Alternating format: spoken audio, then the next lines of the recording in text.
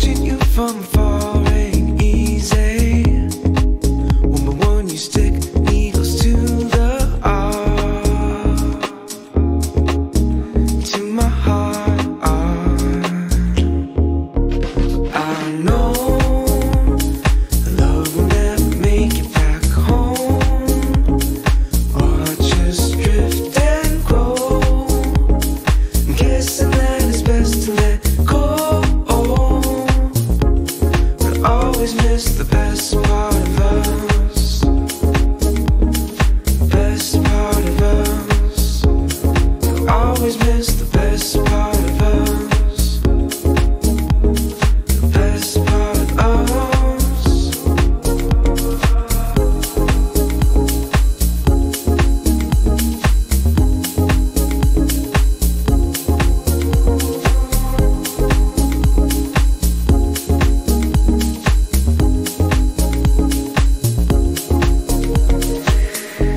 Was it loneliness or insanity? I fucked up our possibilities. We may move on into another dream, but a youthful love is hard to redeem. I know that time will mend these scars, but how I wish I could go back to the start. To the start. I know love will never make it back home. To the start. Watch us drift and grow. I'm guessing that it's best to let go. But I know love will never make it back home. Watch us drift and grow. I'm guessing that it's best to let go. But I always miss the best part of us. The best part of us. But I always miss the best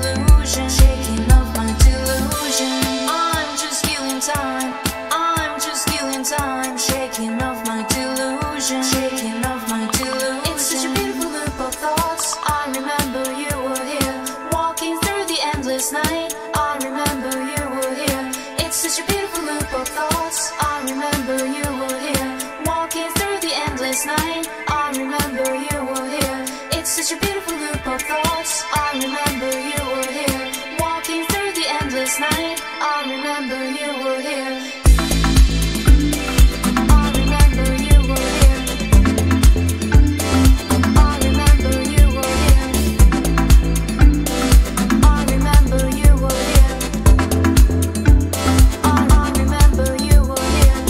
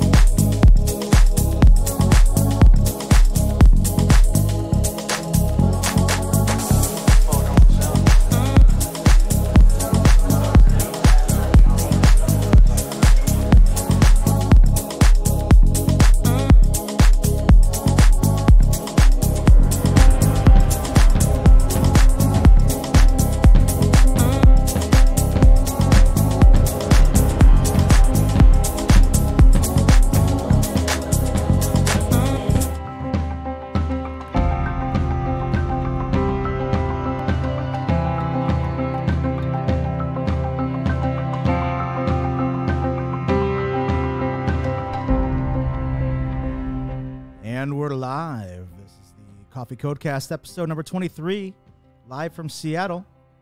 Welcome to the Coffee Codecast, a weekly live stream tech podcast where we talk about neither code or coffee. I'm Mike Sheehan. I'm with my co-host here. And I'm Kyle Johnson. Hey, brother. How you doing? I'm good. How are you? Not too bad for a Wednesday night. Hump day, man. Heck yeah. After all the snow here in Seattle, it's good to be in the office, which sounds weird. Well, yeah. It's kind of nice to get out of the house a little bit. We survived Snowmageddon. That was quite an interesting week and a half we've had there. And we just want to welcome everybody tonight. We are live casting our first episode. Episode 23 is a special one for us because we've got a new show format streaming on the YouTube.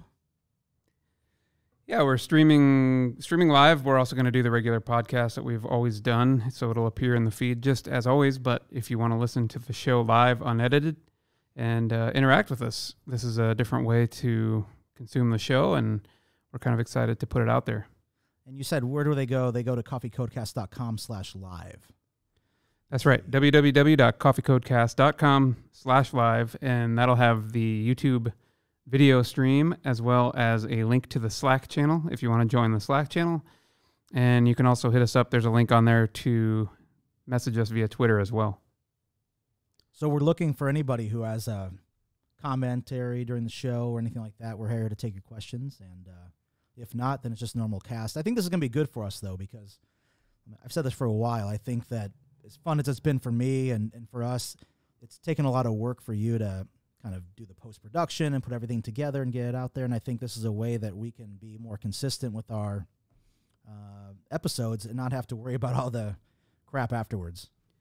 Yeah, that's right. I think originally we had to do quite a bit of editing work, or I did, rather. You did. I didn't do any editing work. Post-production. Be clear about that, man. I just come in here. I have a few beers. I have a few things to say and go about my way, man. Yeah, there was a fair amount of post-production work, which the hope here is that with this new piece of equipment that we'll talk about here in a minute, that we can take this recording that we're doing live currently and pretty much just package that up and put it up in the podcast feed and make it available pretty quickly after the show. So that's really exciting as well. Yeah, I think that sounds good, man. It's episode 23, and it's been probably about 6 weeks since the last time we got on the air. Has been a while. There's been some travel involved here. There's been some weather problems. Yeah, exactly. I mean, let's talk about that. What were you doing? What have you been up to, man? That 6 weeks ago would have been like we recorded one right before the new year, right? Like, did we do one in January? It was just after the new year because we talked about New Year's resolutions. Oh, that's right. We had Bully on the show. That's right. That's right. Yeah. So we had done one early Jan with Bully over here, and it's been a little while. That's right. And then I had to do a little bit of traveling back to the Midwest recently, kind of during the peak of the snow and the storms. I'm getting kind of an interesting echo. Really? I feel like in my headphones, but it's not that big of a deal. But anyway, I had to travel back to Iowa due to a death in the family. So was there. It was a pretty quick in and out trip. Flew in, had to drive 2.5 hours to my hometown, stayed there for maybe 12 hours, and then it was the return trip. So 3 days in total. It was a pretty whirlwind trip, and that's kind of what that was. How was it back there? Did you ever make it to Alvarado's, man? It's not Alvarado's anymore, though. It's Abelardo's, but for all the longtime Midwestern folks there that love that Mexican food as much as I did, it was Alvarado's. That's right. It was delicious. It was good drunk food. So I have to tell you this. This is funny. We were talking about this recently. Something came up. I don't remember the context now, but I was having a conversation, and they're like, oh, man, I used to love going to this place because they had erotic photo hunt. Expand on that. I'm not familiar.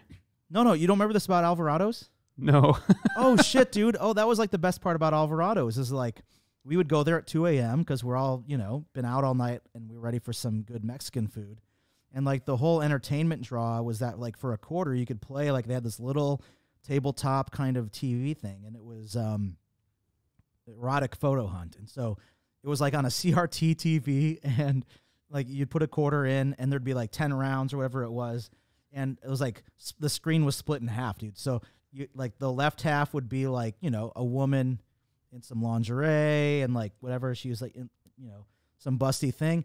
And then the right half of the screen would be like a very similar photo, but there'd be differences, and you'd have to like touch the differences. So like maybe like her nipple was bigger on the one screen than the other. So you'd like tap the nipple because like it was a different size. I was unaware of this. Oh, that's really how we got introduced to Alvarado's. They happen to have Mexican food there, and we're like, well, we don't mind the Mexican food, but the erotic photo hunt is a lot of fun. I wish I did know about that. Now I really need to go. But I thought it was funny because I was talking to somebody here in the office in Seattle, and they were mentioning like, oh yeah, I went to this place and they had this fun game, erotic photo hunt, and I go, oh my God, I got to tell you a story about Alvarado's in Nebraska, in Council Bluffs. That's amazing. Yeah. So you survived that. You made the trek back to the Midwest, and you got back here okay, and then you got snowed in here for a while. Yeah, we got a lot of snow here in Seattle. It was even in major national news. So we had, 3 or 4 days worth of pretty heavy snows for Seattle. We got maybe, a foot of snow probably in total, maybe a little more depending upon where you were. But that pretty much shut the city down. And so I want to talk about that for a minute because, like, coming from Midwest, I'm born in Chicago, was really young when I left, but I've been in the Midwest most of my life. And I always had a hard time understanding, like, when you've been in Seattle longer than I have. And the thing that I couldn't figure out is, like, why the fuck does this place shut down in the snow? But the truth is that I get it now. Like, we don't have the infrastructure for it. We don't have plows. We don't have people people were out there with like their garden shovels, like trying to like clear snow off the driveway. Like we just don't have. I don't have snow boots, and so it makes sense to me now. I didn't understand it at the time. Like, how the hell do you guys 3 to 6 inches of snow was just like another everyday occurrence to us back home, but it's a very different thing here. Well, to expand on that, I don't even own I don't own a snow shovel, and I own my own home, and we have sidewalks and driveways and the whole 9 yards to shovel. So I spent a good portion of the 3 days that we stayed home scooping my rather lengthy driveway and walkways and so forth with basically what is a garden shovel, like one that you would dig a hole with, not scoop off. It's not a wide blade. I'll put a photo of it in the show notes so that people can see it. This is like some kind of like backyard, like grabbing some dirt kind of shovel, not a that you'd like kick your foot down on and get a good Yeah. good piece of dirt and throw it out of the hole type That's of right. shovel. Yeah. So yeah, it took a long time, a lot of backbreaking work that I didn't enjoy. And you know what the good news is today, now that we're kind of out of the woods, I guess, so to speak, the shovel that I ordered from Amazon, guess what? It showed up today. So that's nice. Of course, now that it's bone dry outside and back to rain again. Yeah. Go figure. Well, you'll hang that in your garage. And, I mean, this was the largest snowstorm that we've experienced in, 50 or 60 years? I think it's 69 or something like that. I think they did say something like that. Yeah, I'm not totally certain what the length of time is, but I still would advocate that the one in, 2013? Yeah. That one was maybe worse in terms of ice, right? This might have been the most snowfall, but I feel like that was brutal compared to this one in terms of ice. That was the one that everybody goes on YouTube, like Seattle winter or whatever, and you see the buses like going down the hill, hitting cars left That's and right. right. Like, or the one hanging over I-5 on the freeway there, kind of half on, half over. Yes, yeah, that's right. Was that was like a Greyhound bus or something? Or Yeah, I can't remember if it's a city bus or a Greyhound bus. Yeah. Well, Sarah was talking, one of our coworkers was talking about that, and she lived in Capitol Hill at the time, and she's like, "Oh my God, like that thing happened right in front of my house. Like I heard a big bang. I look outside, and like there's a bus hanging halfway over the interstate here. It's crazy." Yeah, that was. I think I had moved here just maybe that month or something like that. It was one of my first introductions to Seattle snow. So I'll see if I can find a picture of that too, and I'll put that in the show notes as well. Well, it's very real. I mean, I thought it was funny and laughable, but the thing is, there was a story I heard recently too about this. This kind of sums it up. But like, there was a school superintendent that moved out here from Indiana, and this might have been 2013. It might have been around that time. But anyway, like, the night before, snow's coming down. Everybody's very excited and very anticipating like a day off, like a snow day the next day. And so they wake up in the morning, and every district anywhere in the vicinity is closed except for Seattle Public Schools. And the way the story goes basically is that this guy's from Indiana. He's new on the job. He's out here in Seattle, and he gets a phone call like 4:30 in the morning. They're like, "Hey, like we got a situation. Like we've got like 2 to 4 inches of snow on the ground in Seattle. Like we need to know if we should cancel." And he starts laughing on the phone. He's like, "Oh fuck, are you kidding me? Like I'll see you in an hour and a half." And he didn't realize the limitations of being in Seattle in a snowstorm. And so anyway, like a couple hours later, he like stumbles into the fucking school building, and he's like, "Cancel school now." And he just didn't understand it. And I think that's kind of the deal. Like we just aren't equipped for that. And so it's a big event. And even walking home, I mean, I live down here now, so like walking home was a big, I almost fell on my ass like 6 times just going 7 blocks. Like nobody shovels, everything's frozen, yada, yada, yada. So. Well, and it's exactly. In the Midwest where we grew up, well, I guess Colorado's a little different story, but in Iowa, it's pretty flat. Everything's flat. So there's, you can handle the snow because you're just going on a flat road everywhere you go. So as long as you keep it under control, it's not a problem. Whereas here, there's some pretty significant hills, pretty serious hills in some cases, like Queen Anne Hill, Capitol Hill, all those types of areas, even my area. Going up over towards the water, there's some pretty steep hills, and they close them. They close the roads completely during these kinds of snowstorm events. So it's a little bit of a different thing. People like to make fun of us a little bit, but it is a pretty crazy place to drive in winter storms. Yeah, or walk. I mean, that's the thing. There's nothing safe. It's just better to stay at home. Even if you can do some Uber Eats. I mean, that's how I knew it was a big deal. Like Uber. 15-minute wait for Uber. I'm surprised there was any Uber on the road. I think there was like 2 guys like in a 4-wheel drive. Getting surge pricing all day. Oh, dude, they were cleaning the house. Like they were making money. But everybody else was just, indoors, staying in. And I saw photos too. I mean, that's the other thing. I live downtown. And so like looking at some of the photos from guys up in Capitol Hill and West Seattle, they had some deep trench snow. It wasn't just slush on the ground that was freezing, but they had some real accumulation up there. So pretty nasty shit. All right, let's move back to our show news. We kind of digressed there a little bit, which is fine. But what were we talking about? We were talking about new live show format.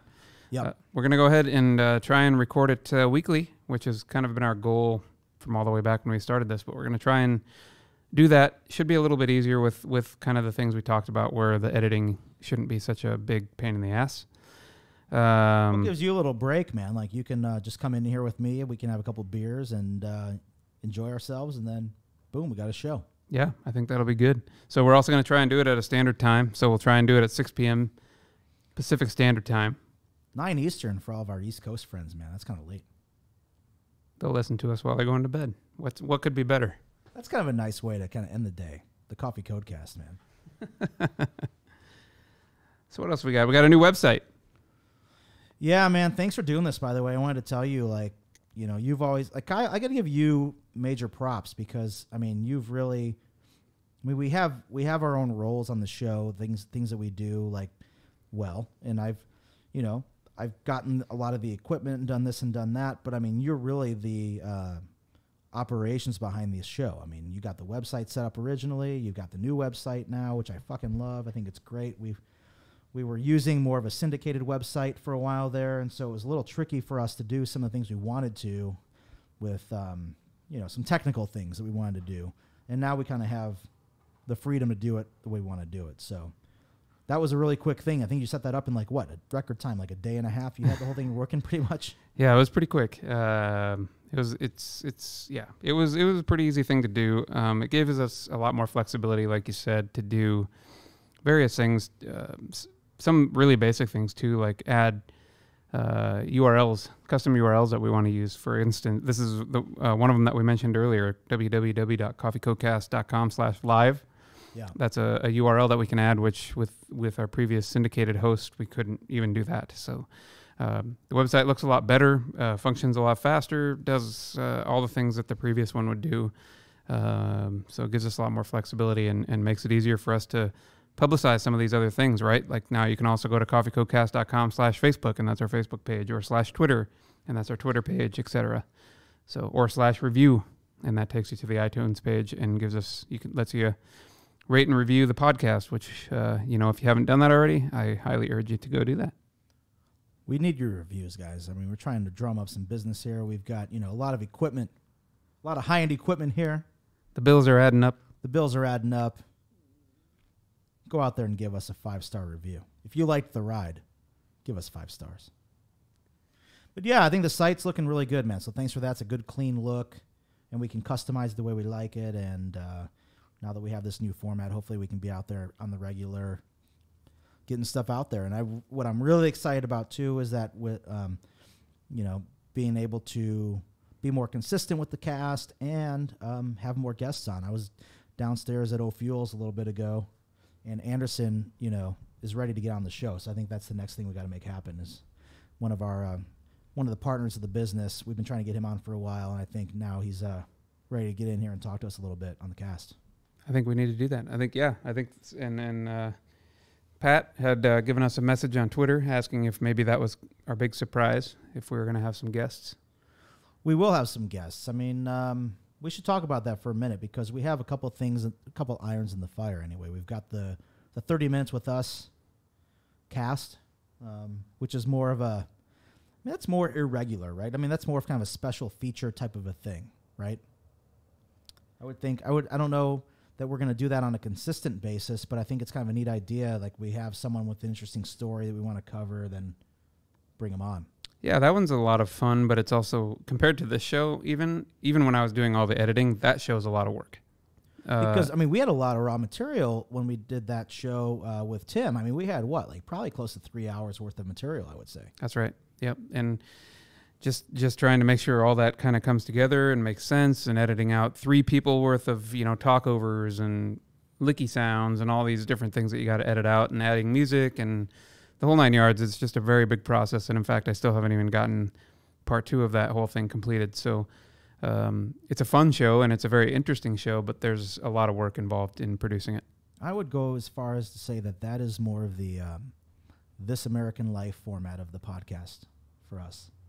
It takes a lot of background time, like to figure out who you want to talk to, what the story's about. Like it's a bigger process, whereas this can be a lot more ad hoc, and we just get on here and have fun. And we're going to get Wayland in here and have some whiskey and talk about some things, and it just can be a lot more consistent, and we're not going to have to put as much work into it. It'll be a lot of fun.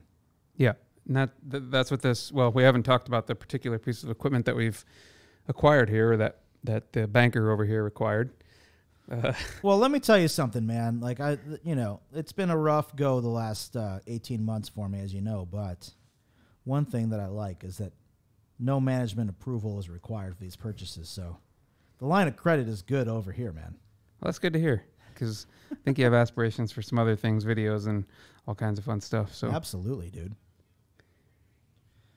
So yeah, I think this is going to be fun. I think it's going to be fun for us, like, because I think here's my point of view on the whole thing is that, like, creating the content is priority.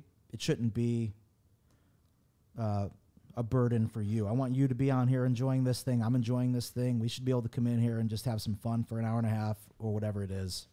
Get in and get out and then move on and not have to worry about cleaning it up or trying to polish it. And I think the 30 minutes thing can be more of a, we can put a little more, buff that out a little bit. But this is going to be just kind of us in the raw having a good time. yeah, I agree. That's the whole idea behind this, is it should be just us shooting the shit for 30 minutes to an hour. Boom, done, publish. Yeah, right? move on to the next thing. I like it. Absolutely, dude. Absolutely. Speaking of the next thing, what's the next thing on the agenda?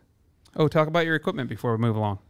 Yeah, I mean, we're doing great on time, by the way, too. I just want to point this out. Like, we're not even at 20 minutes yet. I mean, how many times have we gotten into this thing and we're in the weeds, getting crazy?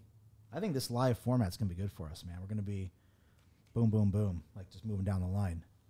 We'll talk about the new equipment. First, I should crack. I don't have a real beer in front of me right now, so I'm going to crack open a virtual Coors Light. How about that? Oh, where did it go? Oh, I'm still learning how to do this. Got to shove her up there. Let's try it again. Oh, that's nice. there it is. Oh, that's nice. Crack me one of those. There you go. I'm got one of those for you too. So this is a lot of fun. I'm excited about this. This is cool. This is a new piece of equipment. So we have been playing with a lot of different things. The mics we've dialed in, the software we've dialed in. The website's looking pretty good, but on the recording front, we haven't had a great solution. So we started out. What were we using before? We were using Pro Tools for a little bit, I think. We started with Pro Tools, yeah, and a couple things. We started with the Focusrites, so we had two of those.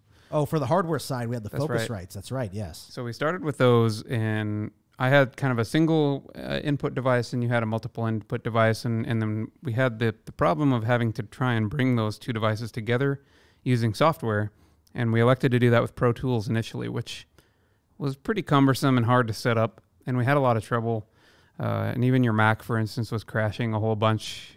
I don't know what the hell that was about. I mean, this is a brand new Mac Pro, 32 gigs of RAM, blah, blah, blah, but yeah, the thing would crash mid-show. Complaining that it was like overrunning a buffer or something like that, which, yeah, for that thing, it should not have happened. It had plenty of horsepower. Yeah.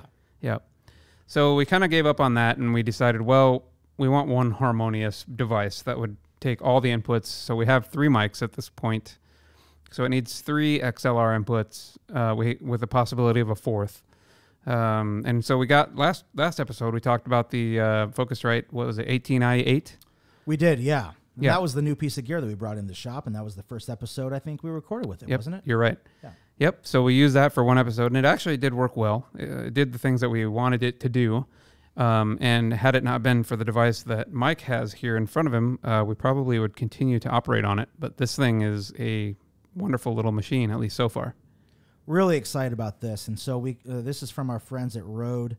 They make the mic stands that we're using for our Michael Jackson Thriller mics. But they came out, I think Kyle, you found this thing probably around like the holidays, at least like the website link to it, right? But this is the Rode Caster Pro, and it's kind of a unique, first of its kind device that's like an all-in-one for podcasters, and so it's really cool. Rode Caster Pro. But it's really like, so this board is probably, I don't know, like 12 by 16 by 4. I don't know. It's a nice size little mixer board. So you've got your 4 inputs. You can have 4 microphones in there, but it also has a USB. It has a phone input, and it has a Bluetooth connection. And so what's kind of fun for us is that if we want to take calls, for example, like that was always a pain in the ass. We couldn't really do it well, and getting that audio feed into the system was difficult. Now we can have 4 people in the studio. We can have somebody dialing in on whatever, Skype, Slack, and also pipe in a phone if someone wants to call the phone. So, I mean, we've got a lot of options. We can have 4, 5, 6, 7. We could have 7 people, 8 people on the show if we wanted to, man. Kind of nuts. Yeah, and beyond that, it has, a big old record button on there. So whenever we're ready to start the show, boom, we just hit the record button. It lights up bright red. Has enough, what do we have, 4 inputs? Yeah. XLR inputs. We have a set of 8 sound pads. One of them was the Coors Light sound you had on there before. Yep. Oh, yeah, that's on the sound pad number 6 right there. We got Boley on there, smoking the wacky weed. I think that's the 11, or that's the yellow. Can I play that? Why not? We're going to find out I smoked the wacky weed. I love that. We're not going to get rid of that one. That's going to be a that one's a permanent good one. place So- over there. So yeah, it's just a sound effects board. It's got we can plug in all the sounds that we want on each pad. It's pretty wonderful. So Oh, not only that, since we're not editing these tracks anymore or worried about post-production, like we've got a 32 gig micro SD in the back that we can plug in, and just there's a big record button. Boom, hit record. All of a sudden, like we got a nice steady stream going there, and you've piped it into OBS Studio on your laptop so that we can get this thing up on YouTube. that's right. So we're streaming right now live to YouTube, which is something new and pretty exciting. And we hope that you guys will jump on that if you're available to listen live. And even more importantly, or more exciting, is jumping into the Slack channel or reaching out on Twitter or whatever it may be. That'll make the show a lot of fun. And you can kind of help drive the content that we're talking about, which is even cooler. Yeah, I agree. I hope to make the show more interactive. We're going to get people calling in. It'd be great to have like David on here from Austin, get those guys in here and chiming in. So I think we got a lot of cool things we can be doing coming up on the cast. With that, I think we're going to move over to our next section here.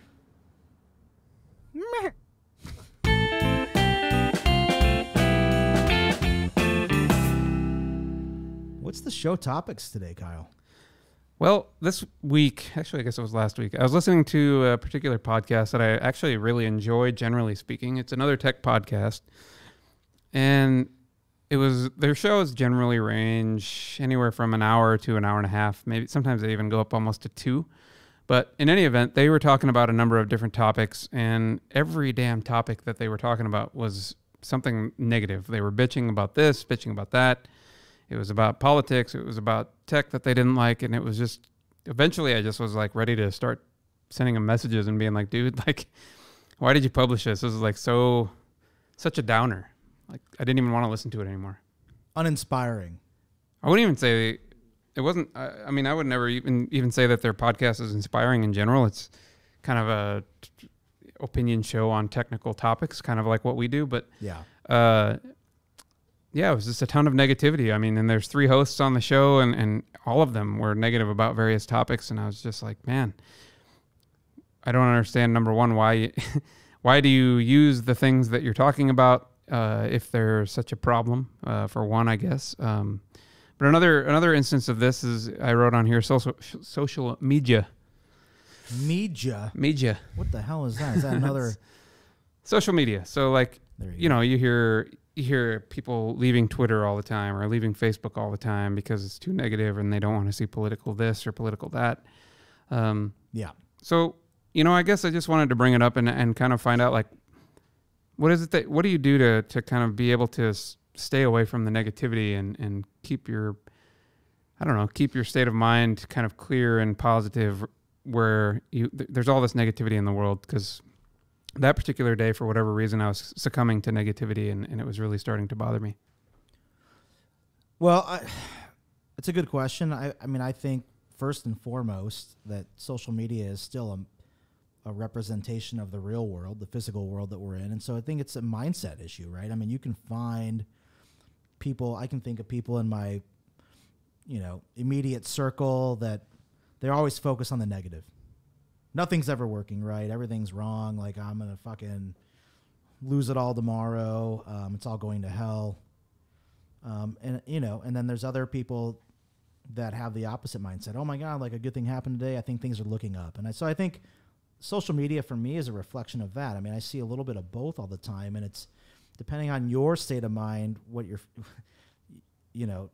if you're in that kind of negative space, maybe you see more of that. I don't know. I just think that it's inevitable. You can't get away from it. I don't think getting away from social media is the solution. But it's really about attitude and how you present yourself and what you choose to tune into, and what you just say, look, like I see it, but I'm going to like let that flow by and discard it. Like there's just not a lot of value in that for me. I do a lot of that, exactly what you described, letting it kind of flow on past. My wife likes to comb social media and read through comments of different various things, which then you get really into the negativity, and she'll get fired up and start writing comments back. And then of course those people fire back, and then she just gets wound up. And I'm just like, don't, stop, just quit doing it. Yeah. Like if you want to read the article, but like, you're not going to change anybody's mind. So all you're going to do is get yourself worked up more than anything. So that's what I try to do, is just kind of, I wouldn't say avoid it, because I think that's also not a good policy. Like I think putting your head in the sand and just being like, oh, this doesn't exist, is not the right answer either. But I try to just read articles that I feel that need to be read, and gather information that I feel needs to be gathered. But I try not to inject myself into the political debate that is social media at various times. Or it may not be political, it may be religious, or other various types of topics. But just try to avoid those things, but still understand kind of what's going on in the world at large. Well, I'll give you this. One thing about social media that is different than real life is that people have titanium balls on social media, right? That's true. I think that's part of the problem, is that like the way that people treat each other on social media, like you'd never do that to a person face to face. You wouldn't have the courage or the guts or the whatever. Like there's a human aspect of it that's like, look, like we can be more respectful in person. And so I think that gets a little out of hand. It gets a lot out of hand, honestly, online. So yeah, I tend to frown away from those things. For one reason, like I have so many friends online now, and it's such a diverse group of people that I have people on the far right, I have people on the far left, and everywhere in between, and it's family, and it's just not a good forum to have a political debate, because it's going to spark controversy with somebody, and at the end of the day, it's just going to be a shit show. It's not going to be, it's going to be, what do we call that? Not a shit show, a fecal tsunami. I'm going to give props to Brian. There you go, Ackley. Yeah. I heard that this week, and I was like, God damn, dude, this guy has a way with words. He has a way with words. The fecal tsunami. But that's what's going to happen. Like it's not going to be productive. It's not going to be a debate that goes anywhere. And so for that reason, I try to avoid those types of things online too. But yeah, I think people are just way too mean to each other in that forum, or feel way too safe to just lash out and attack. But so going back to kind of the original question or the original topic here, like how do you avoid it? Do you just completely ignore those types of comments and just kind of let them wash over you? Or do you go with kind of the, I'm not going to see things that I don't want to see that are, against my views or beliefs, so I'm going to unfollow you or unfriend you or whatever the case may be? Like, how do you avoid these things? I don't typically avoid them. I just don't participate in them.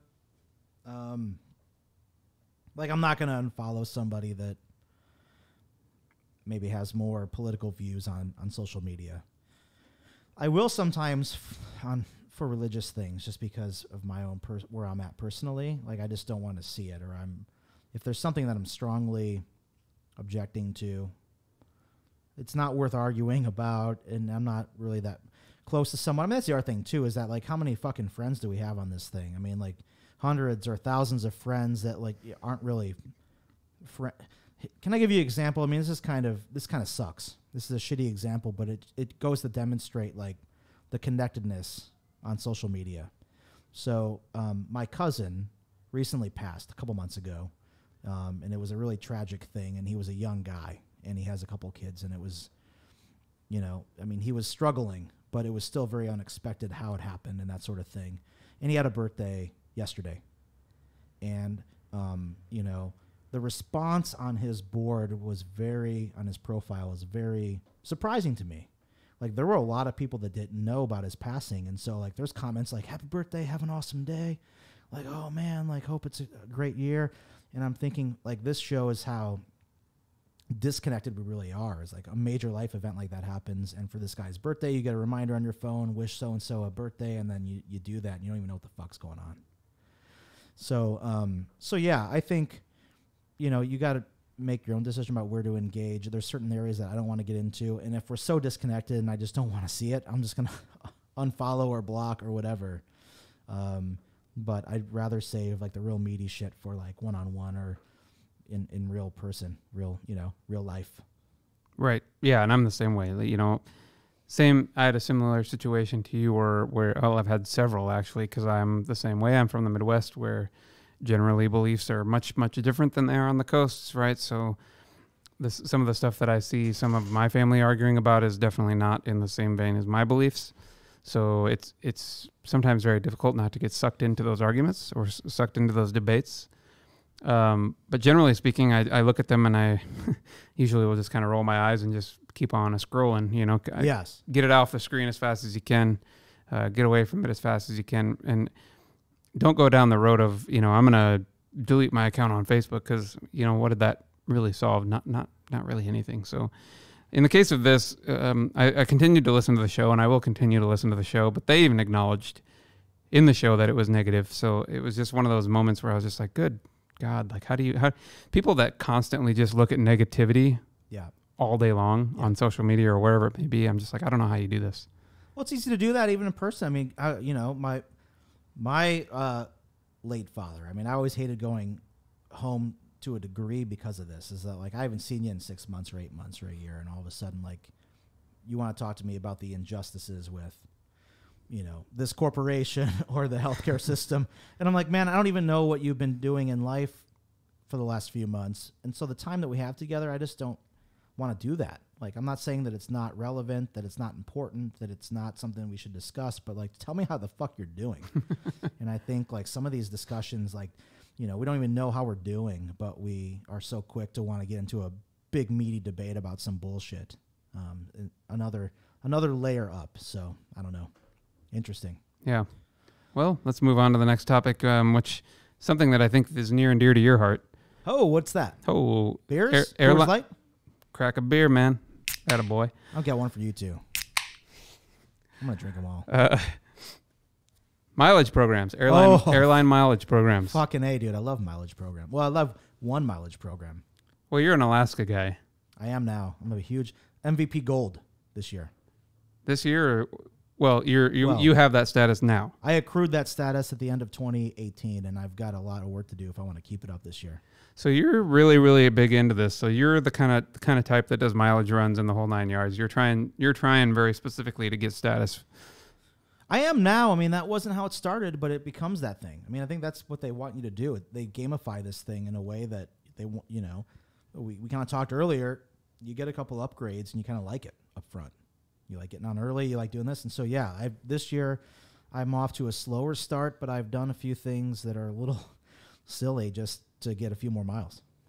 So what kind of led you into the Alaska arena and trying to get status with them? What specifically drew you into their program?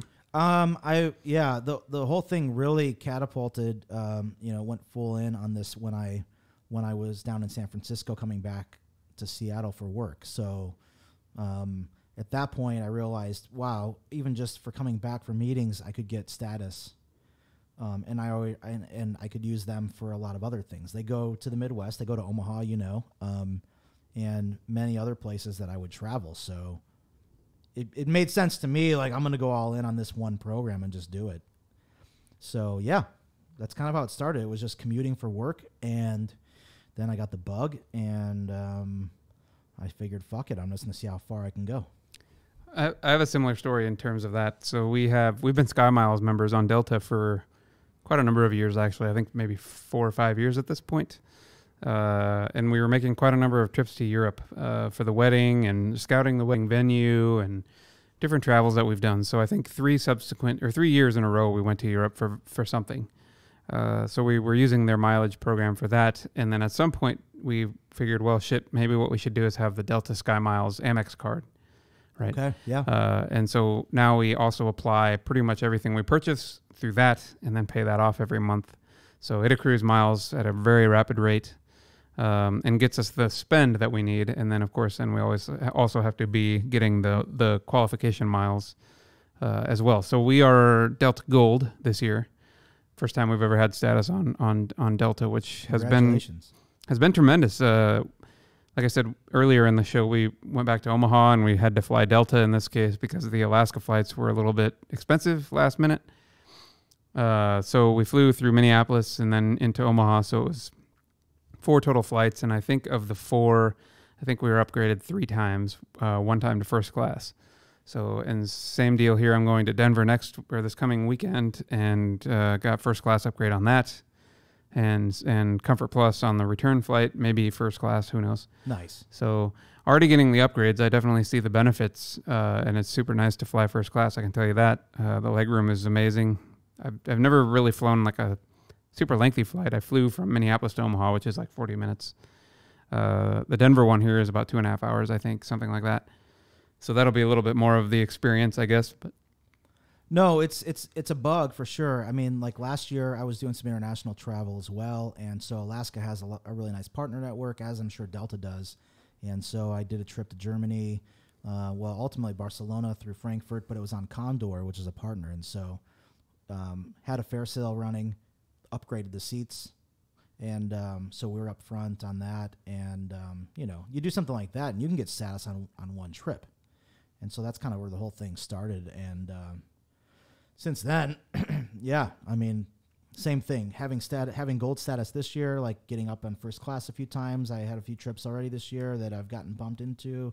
Went to Sacramento last month, and boom, got upgraded to there. So, is it practical? People always ask me, like, everybody wants to argue with me all the time about the financials around it, or like, oh my God, but did you do the math? And I was like, you know what?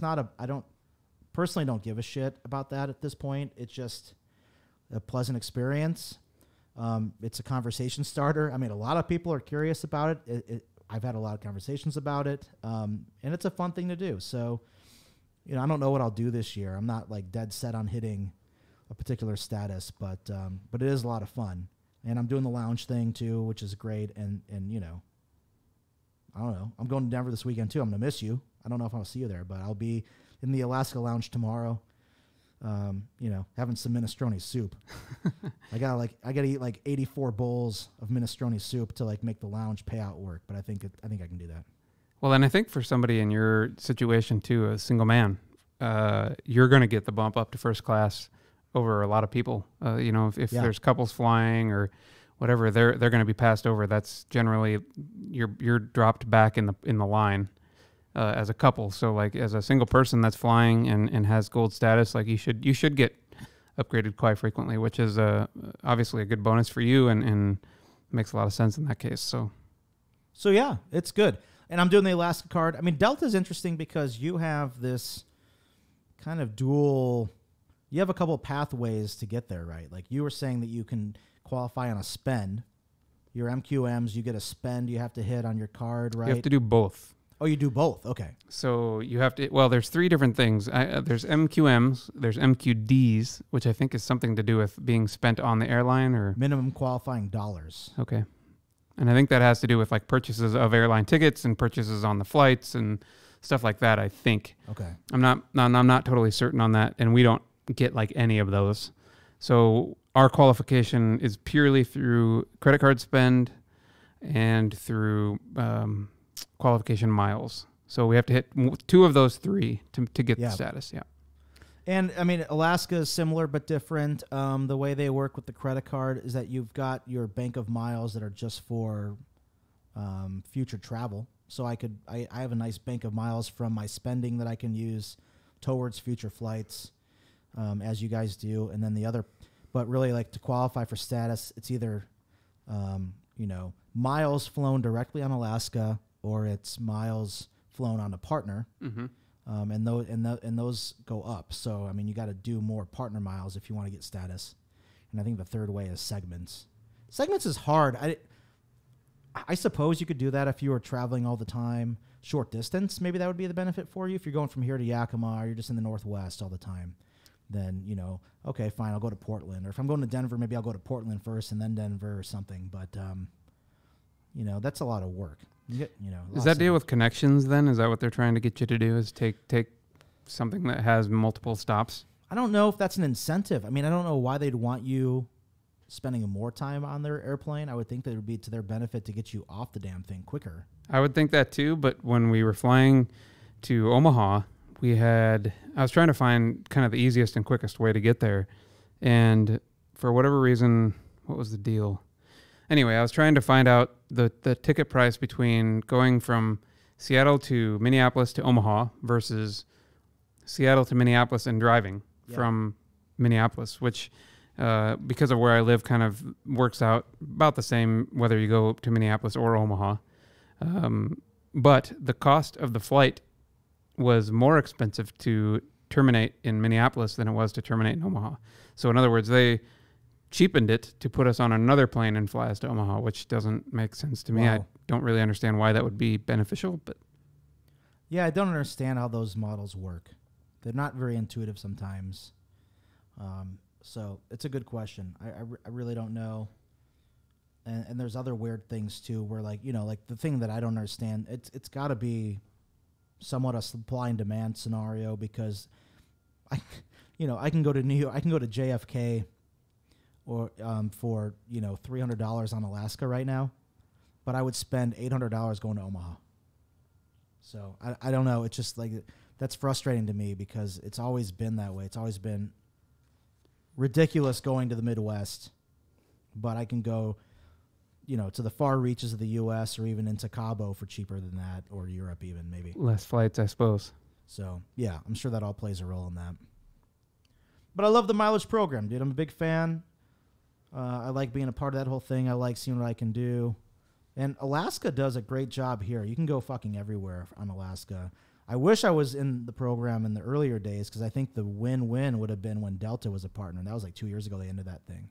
But, I mean, if you were a frequent flyer on Alaska, you would have gotten status with Delta, vice versa. That's a pretty sweet deal. That would have been great because those are the two airlines that I fly predominantly. I don't really fly anybody else. And those guys are going, you're going to France, Paris and whatever else. Like you can fly those guys. Yeah, big mileage runs, yeah. Big runs. Big runs, dude. Big boy. Runs. Big money. Yep. So, yeah, we'll see. I got Denver coming up. I'm going to go to spring training in March. I don't have a big mileage run planned yet. I mean, I was talking about maybe going to the World Rugby Cup in Japan. Maybe going somewhere, Hainan Airlines goes to China, and you can get deals on there sometimes. The thing you got to be careful about now, though, is that they've readjusted their fare classes, and so you're not guaranteed to get 100% of miles on every fare class. Like if you get, for example, if you get an economy rate on Hainan Airlines, you might only get like 60% of the actual miles flown towards your status. Because that's a partner airline. It's not even that. It's even like Alaska now has that saver fare.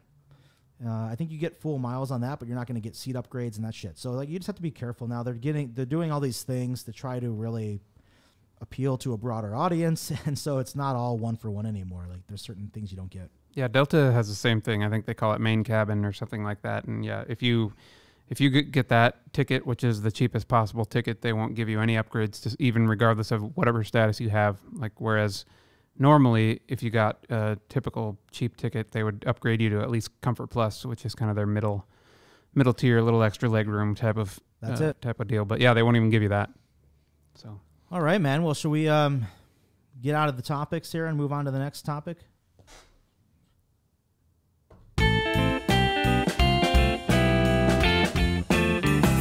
We're doing great on time, by the way, buddy. Well, we're professionals. We've done this a time or two.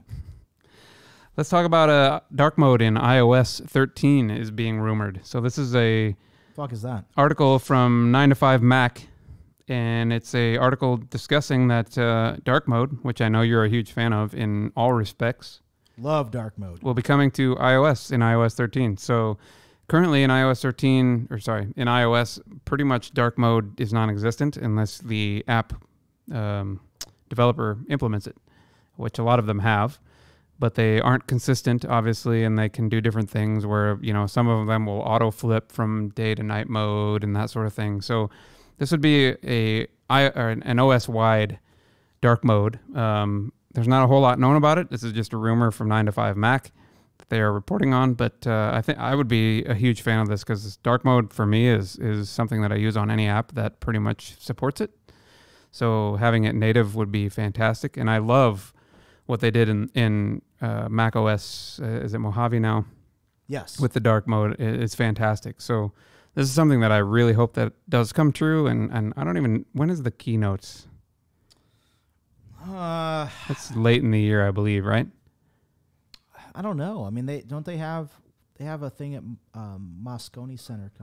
Well, I think that's usually they'll announce things there and then they'll release them, I think, later in the year. But in any event, some of the cool things that this would be able to enable, right, is because many of the new iPhones now, with the exception of, I think, the XR, are OLED. So if you have a dark mode, then you can basically turn off most of the screen, right? It becomes an energy thing. That's right, exactly, because you have kind of what they call true black on the OLED, so you can just turn it off and then only light up the pixels that are what you want to see. So a good example of this would be like reading a book, right? You would only light up the characters of the book itself, and then the rest of the screen would actually just be off. So saving your battery, giving you better lifetime of the battery on the device. So I think this would be amazing if this does come true. You got to really appreciate how things come full circle.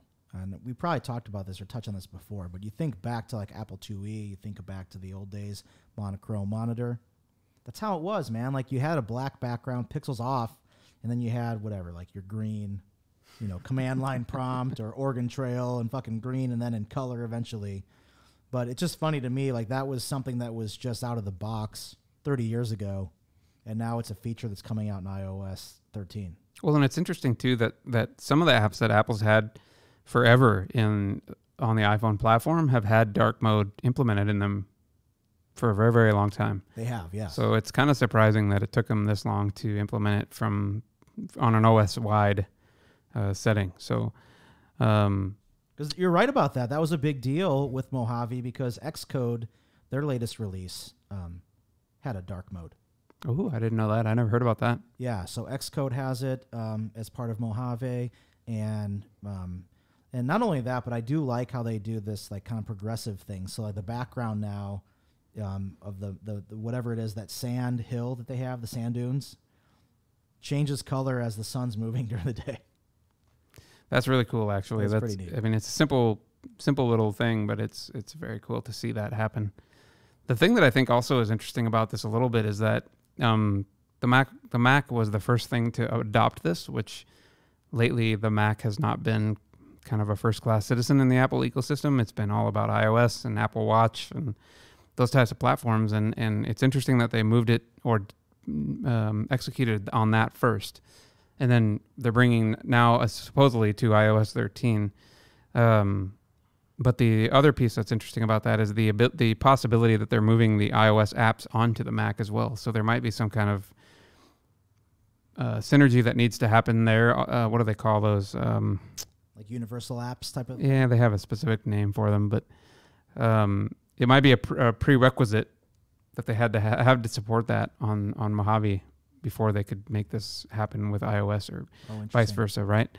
So I don't know. It's a cool feature. I'm excited to see it. I don't know that I have a whole lot more to say about it, but I definitely appreciate dark modes. I love the dark mode. I mean, I don't have any lamps on my desk. I just have my curved monitor is my backlight, and this beautiful Rodecaster Pro and all of its colored LEDs. I'll tell you what, when I walk by your office and this thing's all lit up, it looks like a damn rave in there. Oh, it's crazy. I mean, there's all kinds of colors in here. We can customize all this shit. But yeah, you got blue lights for the inputs. You got the red light over there, and you got the whole soundboard, which is lit up in all kinds of shit. It's fun. It's a little rave box for your podcast. Moving on from iOS, let's talk about Sonos, my favorite product in the world. You don't like this shit at all. What are you talking about? Well, according to 9to5Mac, Sonos is reportedly planning to launch its own set of headphones. Really? Why haven't they done this already? They've been getting into sound they've been doing this for a long time. I'd be curious to know. So you're saying, why haven't they done this already? Like, why would you expect them to get into this space? I have ideas of what they could do, and I don't know if this sounds ridiculous, but I think it could be a lot of fun. But think about, you already have the Sonos ecosystem in your home, so you got the soundbar for your TV, and you've got the speaker in the bedroom, the speaker in the living room. What if you're working on your computer and you want to have it on your something on your headphones? Then maybe you're streaming to another room. To me, it's just a natural extension of the product itself. So maybe you want to listen to the TV while somebody else has something on in the living room, and you can do that just by a tap of a button on the software. Yeah, I don't know. I don't know. I don't feel like this is a smart play from them. I feel like the headphone space is already full. There's a lot of players that do very, very good work in the headphone space, right? That make very premium headphones that do them already with, whatever, name your flavor of computer helper built in, right? I think so, but I think there's the bigger brand loyalty. I mean, think about how many people are big on Beats, and we all know, like, from an audiophile's perspective, Beats are not a great investment. But how many of those things fly off the shelves, right? But I think, I don't know, I feel like that's a hard argument to make too, because Sonos's brand loyalty is to its home products, not to a set of headphones. Like, yeah, it's a new product from Sonos, but I just feel like they're stepping out of what they're known for and what they kind of are. It'd be like, it's kind of like Apple, right? Like Apple is, well, I guess they've done kind of the same thing. They went from computers to buying Beats to creating the HomePod to who knows what else. Like, they're kind of all over the place as well. But I don't know. It just seems like a weird here's another thing is Sonos is missing key products from their lineup, right? They're missing outdoor speakers, right? Yeah, I would agree with that. They're missing stuff like, I don't have another good example, but outdoor speakers is a huge one and people ask for it all the time. And they haven't delivered. They claim they're going to, but they haven't delivered on that. So, like, personally, I would love to see them execute on those types of plans before they start working on something that I don't really feel like people are asking for. It could be the case. I would agree with you. I think there's probably other areas that they could fill the gap. I think, though, they'll probably be successful just because there are enough people that like what they have going already, that are familiar with it, and just say, well, geez, I already have a Sonos XYZ. Why not just get the headphones too? I don't know much about the product, so it's hard to say at this point what it is. But as far as quality, like, I'm not particularly the target market for this thing, but I could see a lot of people that already are familiar with it that would say, well, fuck yeah, I already like this stuff, so I'm going to get that. Or the other thing I guess that might be kind of cool is if they were like built-in wireless, let's say, like Wi-Fi rather. Mm-hmm. So here's a good example is, like, if I'm running around the house, like, yes, I have Sonos kind of through most of the house. So usually I can just say, hey, play it everywhere and listen everywhere. But sometimes somebody's using something in one of the rooms or whatever. So, like, then I could put the headphones on, say, play to my wireless whatever headphones and walk around without having to have, like, my phone attached, which is kind of one of the big features that they have, right? So the speakers themselves are actual players. Mm-hmm. So they are actually playing Spotify or whatever it is you're playing in the device rather than from your phone. So, like, you could walk away from your phone, walk upstairs, downstairs, whatever. You wouldn't lose your connection to your Bluetooth or whatever you were doing. So that could be a valuable thing, but it feels very niche to me, and I don't really know I don't know that there's that much of a demand for that. I'll say this much. I think the bigger opportunity would be outdoor speakers. I would agree. I think they would sell a ton of those. I think that'd be hugely popular. Even when I was back in the AV business, like, that was always, well, I mean, we were doing stuff the old-fashioned way, hardwired, but, they're putting it into rocks and all kinds of cool shit like that. Like, I think they could run away with, how do you make Sonos fit into your garden or in your backyard and all that kind of stuff? And you could have the same speaker that's packaged into 10 different things. It could be in a planter or whatever, and it's wireless, Bluetooth kind of a thing. That'd be a pretty appealing option for a lot of people. Just make like a speaker and then kind of like a skin or whatever, right? Right. Almost reminds me of like the dock or something from the iPhone that, there's a million different ways the dock can be built, right? Millions of different dock options, but they all have the same interface. So exactly. Yep. So speaking of Sonos, there's been a really cool project that I told you about, or I sent you a link to, that I just wanted to bring up real quickly that I thought was really cool. And it's a DIY project that this particular fella did. And it's these 9, they're photo cubes really is what they are. Kind of acrylic photo cubes. And he has them on a tray that's built in with an RFID chip. So inside of each of these cubes on each side, they have an RFID sticker. And each of those stickers then corresponds to a playlist he has on Spotify. So as he puts these cubes, one, face down in this one other area, the RFID tag will pick up what playlist he wants to play and immediately trigger Sonos to start playing that playlist. That's pretty cool. And I saw the video. I love what he did there, man. That is so neat. It's really neat. Like, it's for those of you that are familiar back in the day with, CD jewel cases, like that's where he got his inspiration from. He originally wanted to just stick RFID tags in old CD jewel cases and like put those on something and that would start playing. And then he was like, well, if you have a cube, now you have 6 in one small package and you just rotate it and put it down. So it's really, really cool. I'll put a link in the show notes to this. I've started kind of playing around with it on my own. I haven't decided if I want to try and build the same thing, but I really, really like it. I think there's something about like the tangible, the physical, right? It's kind of the way records are, but now like people want the physical thing. So this kind of gives you the physical interface to like digital music, to what Sonos' digital music platform. I think there is something really nostalgic about having that analog with the digital. It's familiar, it's fun, it's interactive. You can grab it, hold on to it, and the fact that you can link it in with something like the Sonos and with playlists, I think that's just kind of a neat combination. Agreed. Yeah. So the thing that scares me the most about it, and I talked to you earlier, is I've never worked with like breadboards and plugging things into those and that sort of thing. So the electronics portion of it would be the most difficult for me. The other portion would be fabrication. So he used a 3D modeling software, and that's how he created the little tray. So he sent it off to a company and they laser cut it out. And I would want to modify it a little bit because he had 9 cubes, and when you figure 9 times 6, that's a shitload of different playlists. Yes, it is. Yes. So I would probably only want to do 4 if I was going to do it, and that still gives you quite a lot to fill in. And I'll make the tray a little smaller. But that means that now I need to modify a 3D model and get that printed and deal with the electronics and all that stuff. So there's a lot to do and a lot to figure out in areas that I'm not an expert in. So still haven't decided that I want to do it, but I really love the idea. So, well, I'm glad you brought it up. I enjoyed the video, and I've done a little electronic work. So I told you I'd jump in on this with you. I think it'd be kind of fun and neat thing to do. Maybe we can find our own type of experiment that we want to do along those lines. That'd be cool too. Yeah. Well, I can't believe it, but we've already hit the first hour of our first live cast. You want to bring us home with the credits here? Sure. Well, as always, you can hit us up on Twitter. We have Mike at ChipperSF. We have myself at Kyle P. Johnson and the show at Coffee Code Cast, or you can go to www.coffeecodecast.com/Twitter, or use the hashtag Ask3C if you want to have a question for us.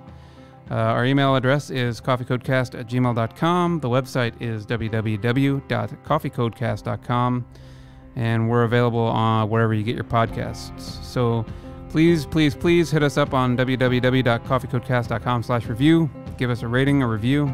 Let us know you're out there listening, and that'll help us get the show to more folks. And hit us up on Slack, Twitter, and hit us up live next Wednesday.